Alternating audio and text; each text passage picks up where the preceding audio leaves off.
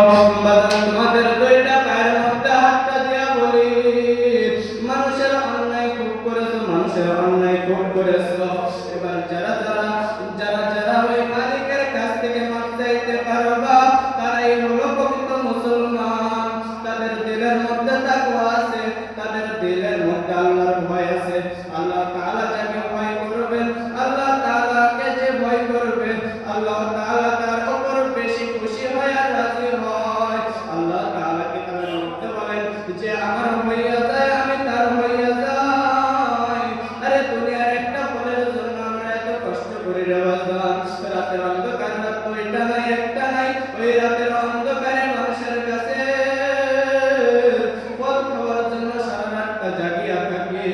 বাজারে তুমি তো একবার চিন্তা করিলে না, জান্নাতের ফলের মধ্যে এক একটা ফলের মধ্যে 70 রকমের স্বাদ দেওয়া হইবে। তুমি ওই জান্নাতের ফল খাওয়া বাদ দিয়া দুনিয়ার ফলের পিছনে পড়িয়া রইলা। তুমি তো একবারও ভাবলা না জান্নাতের দুধ কত স্বাদ, তুমি তো একবারও ভাবলা না জান্নাতের মধু কত স্বাদ, তুমি তো একবারও ভাবলা না জান্নাতের কত রকমের ফল আছে।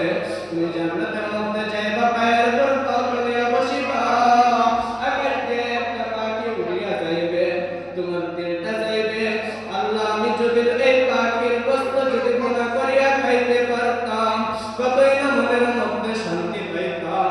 এইবার তুমি দিলের মধ্যে সাথে সাথে খাওয়ার সাথে সাথে হুরগের মান তোমার সামনে আসিয়া হাজির হইয়া যাইবে ওই পাখির ভুনাটা লইয়া।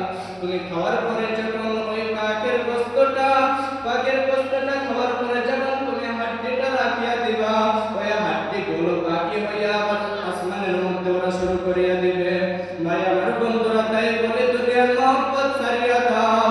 দুনিয়ার মহব্বত ছাড়তে পারলে আর আল্লাহর ডর আর আল্লাহর মহব্বত দিলের মধ্যে পয়দা করতে পারলে, আমার রাসূলের মহব্বত দিলের মধ্যে পয়দা করতে পারলে, আর কোনো কিছুর প্রয়োজন নাই, আর কোনো কিছুর প্রয়োজন নাই। একটা কথাই বলিয়া যায়, মানুষের গাছের ফল, মানুষের গাছের অমুক ফল তমুক ফল তোমরা খাওয়া বাদ দিয়া আমাদের মধ্যে লিপ্ত হইয়া যাও। আল্লাহ প্রেমিক হইয়া যাও, রাসূল প্রেমিক হইয়া যাও, দিনের পথে চলা শুরু করিয়া দাও। দুনিয়ার মধ্যে শান্তির অভাব হইবে না। মসজিদের কাজ চলে, তোমরা আসিয়া মসজিদের